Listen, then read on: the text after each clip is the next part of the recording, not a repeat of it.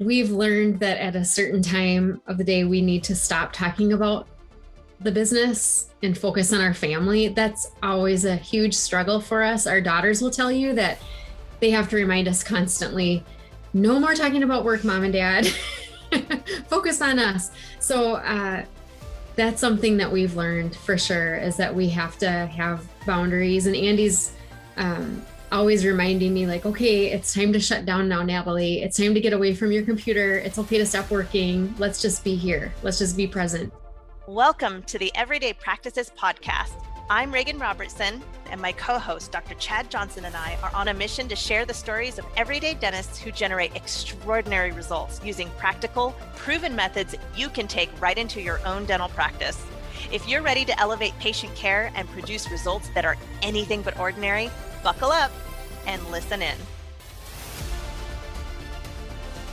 Hey everybody, it's episode 2 with the Droels, and this is Chad Johnson for Everyday Practices with my co-host Reagan. Reagan, how you doing? I'm doing fantastic, Chadwick. How are you? I'm doing fine, and we've got Natalie and Andy on with us. Last episode, we were talking about the foundations class that you can take through Productive Dentist Academy Online. This episode, we kind of wanted to switch it up and talk about dentistry as a couple, and some of the advice that might be dentistry pertinent as a couple, some of the advice that might be transcendent of dentists. That if our parents were listening to this, they'd say, yep, I've learned that too over time. Or a new couple could be like, yep. So some of that stuff is going to be universal, not just for dentists. But would you mind if we were to talk about that? Sounds great. Sounds great. Great. How are you guys doing today, by the way? Oh, just great. Yeah. It's a little dreary in Minnesota, but it's spring and we're getting there, and we've had a nice busy spring. Excellent. So, yeah. 1 year out of COVID. And do you guys find that that you've got enough workload through work, that it's keeping you busy as far as dentistry stuff? Yeah, there's plenty to do, and continued demand for dentistry. It's been going great. Things feel more settled now compared to 6 months ago. Now you guys have finished with the foundations course, but that doesn't mean that you're at the end of a board game, like that you're just complete with life. So what does that look like as far as your home life? Do you feel like there's more balance, that you've got, things organized, that we're a year out of COVID, that you're stronger in communication with one another? What's that looking like? We have more time just because now we're not spending time doing that curriculum, but we've added more things to our plate that we're taking on, more projects. So we're probably the same amount of busy, actually, but now that just with different stuff, just different things that we're focusing on in the practice and life too. I think it's really interesting, Natalie and Andy. I'm friends with a few divorce lawyers, and during COVID, all of them across the board said to me, it's insane.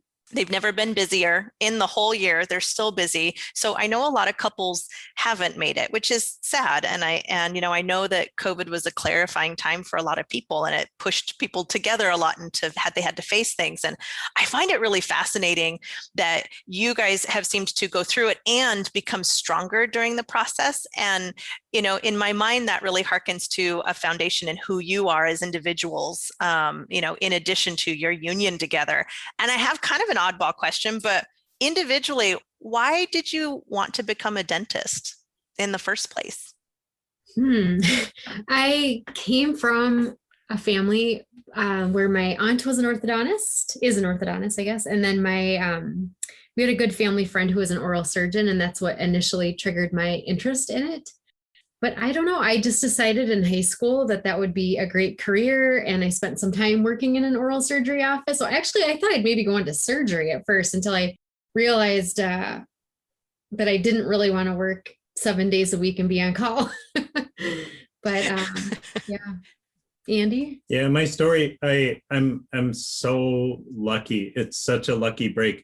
My dad is really cool. He's an orthodontist. So really the reason I went to dental school is like, okay, I'll probably take over his practice. That'll be great, whatever. I put almost zero thought into this choice of profession. I just did the prerequisites and I was like, yeah, no, I don't want to go to medical school. My sister did that and I don't like how it smells in hospitals. That's like all the I don't reasoning either. That's a really good point. That's hilarious. Yeah. But now because you mentioned COVID too and being closed and all that, the reason I say I'm so lucky, I've been doing this 20 years almost, finished school in 2002 now.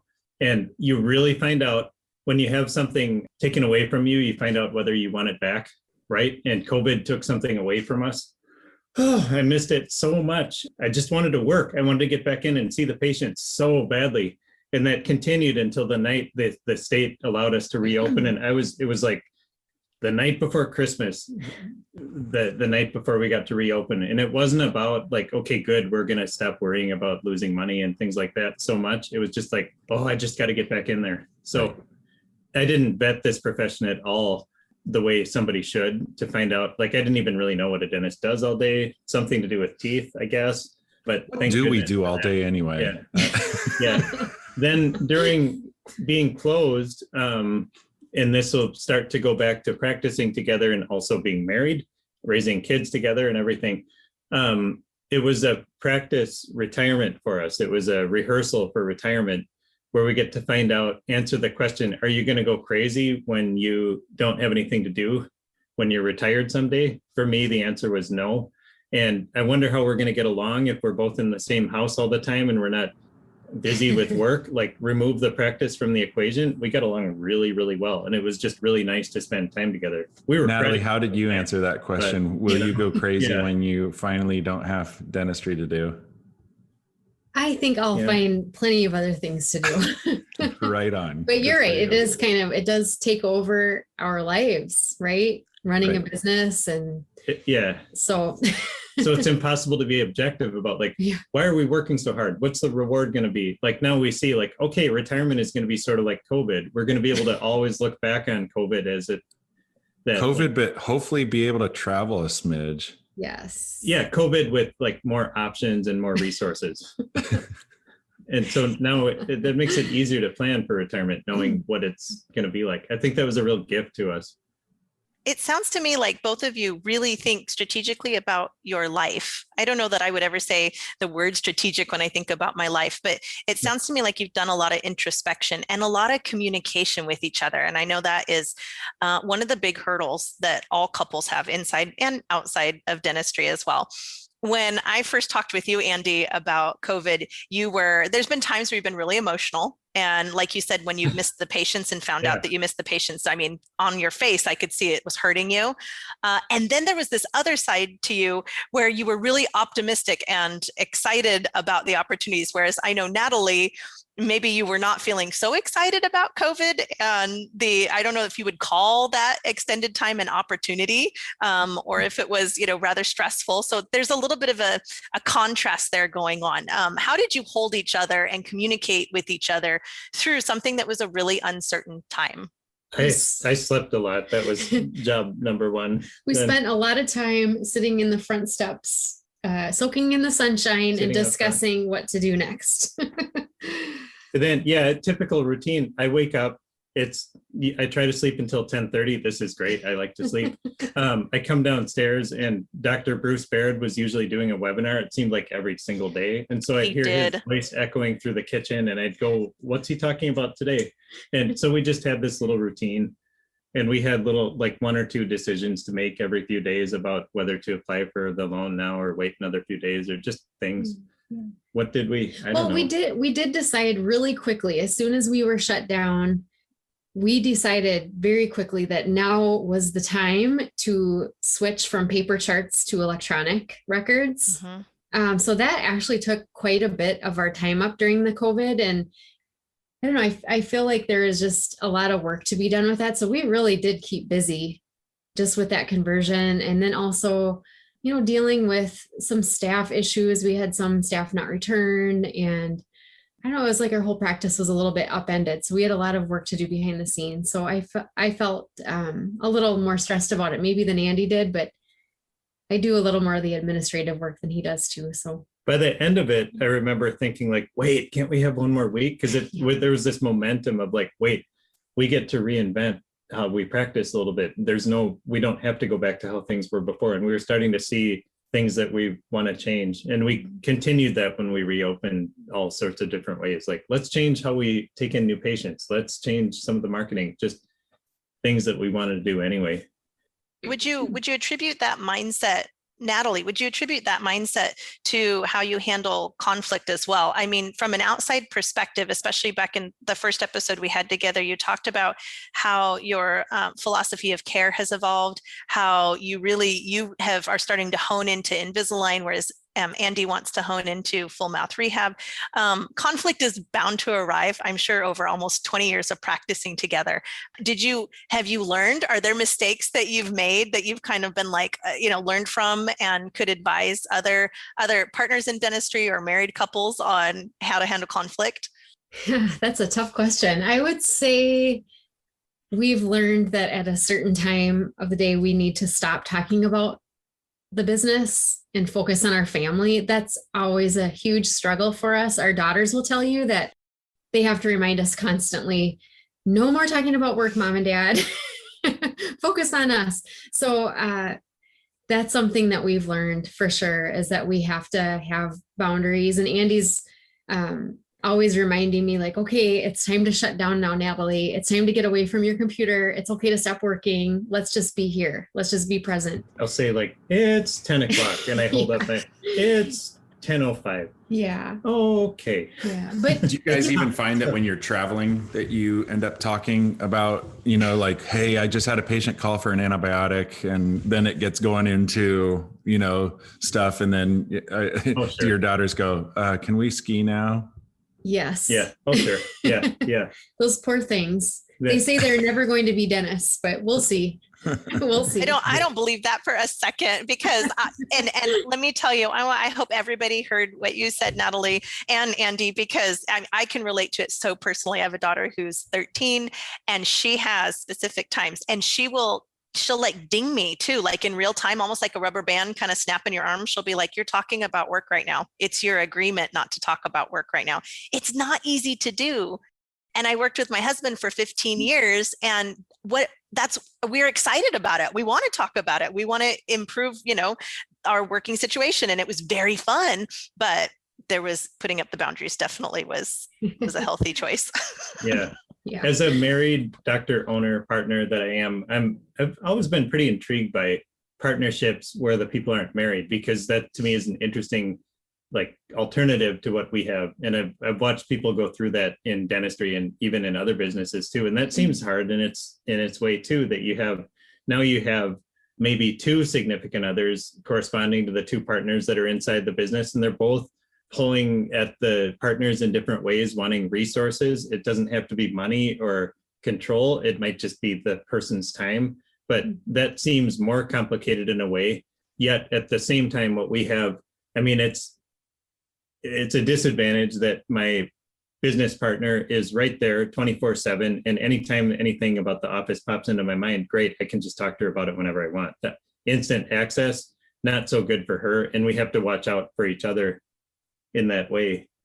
One thing about Natalie and I that has helped a lot, and this is just a happy accident, I think, we both respond to challenges at the office, things that you would call like sources of stress, like things that are causing stress, things about patient care, running the office, whatever it is. We respond to those, both of us, by engaging with them. Neither one of us really has a tendency to run away from difficulties like that. We're more like the people that run towards the difficulties, and we want to engage with them.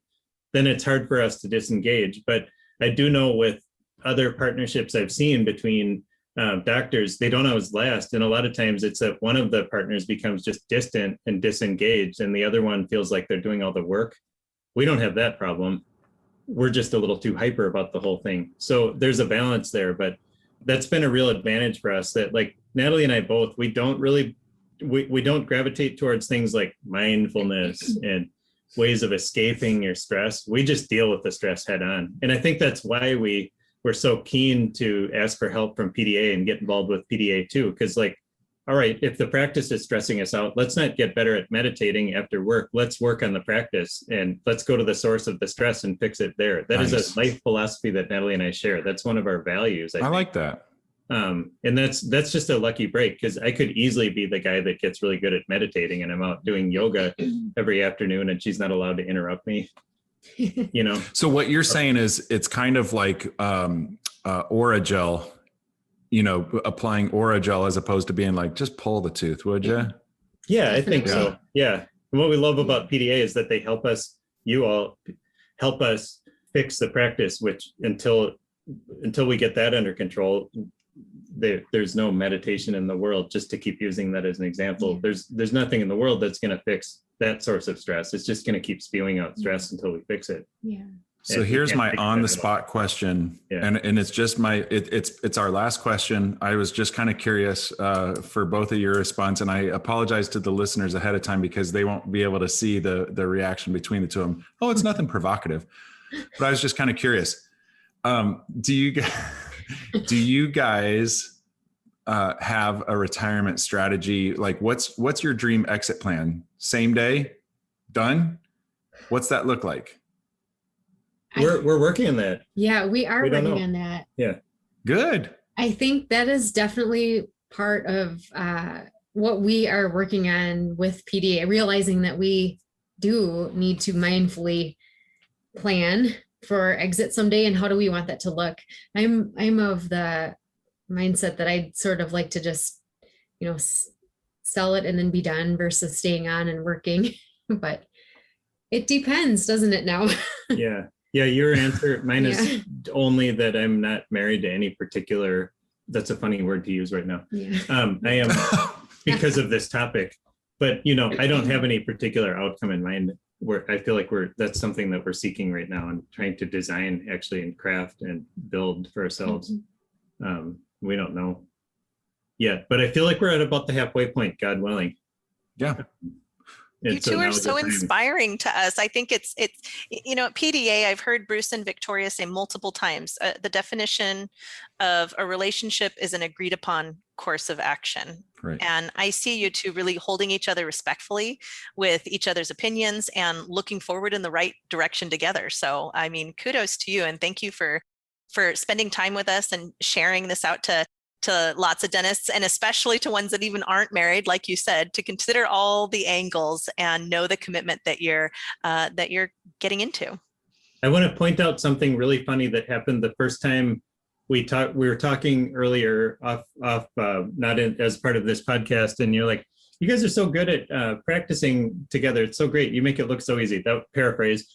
And how do you make it look so easy? That was sort of how the question felt to receive. Natalie and I both looked at each other. Neither one of us wanted to talk. And there's your answer. Like, we have learned to be polite when it's really easy to not be polite to your loved ones, because they're right there and you can take them for granted and you can just tell them exactly what you think. But we have learned to just look at each other. That's the word. What do you? The word that I use for that is cherish. That you're cherishing one another. That's cool. That's a learned skill. That's an adaptation. We would have. That might not have happened 10 years ago. We've worked hard to be able to pause like that when we're put on the spot. Well, Andy Droel, Natalie Droel, thank you guys for coming on for 2 episodes so we could talk about 2 different subjects and the listeners could glean some wisdom from up north in Minnesota. Thank you. Thank you. Reagan, closing thoughts? I think everyone's going to get incredible value from this. And I think we've learned when we slow down, take a look at each other and listen, there is a solution for everyone involved. Oh, very sweet. I agree. All right. Well, y'all have a good rest of the day. Listeners, thanks so much for joining us. And we'll be looking forward to having you on our next podcast of Everyday Practices. If you're losing sleep over your business and feel like you're already overloaded, but know your business needs attention, you just don't know how, when, or where to start, you're not alone. The reality is many dentists are overworking themselves, yet their practices are still struggling to be as productive as they should be. This is not sustainable, and there is a better way. That's why PDA has developed a transformative new program, Business Impact Foundations. to get you above the daily chaos and propel your business into an investment-grade practice. Using easy-to-implement proven methods combined with a unique learning atmosphere, you can activate a strategic growth plan in just 60 days. If you want to clarify your vision, align your team, and elevate the health of your community like never before, call us right now at 1-800-757-6077, extension 8, or head over to productivedentist.com/foundations to secure your spot. We have 2 sessions left this year, and each program is limited to only 20 doctors. Just for our listeners, use the code 2021IMPACT, that's 2021IMPACT, all one word, for $700 off your tuition. Thank you for listening to another episode of Everyday Practices Podcast. Chad and I are here every week thanks to our community of listeners just like you, and we'd love your help. It would mean the world if you can help spread the word by sharing this episode with a fellow dentist and leave us a review on iTunes or Spotify. Do you have an extraordinary story you'd like to share or feedback on how we can make this podcast even more awesome? Drop us an email at podcast@productivedentist.com. And don't forget to check out our other podcasts from Productive Dentist Academy at productivedentist.com/podcasts. See you next week.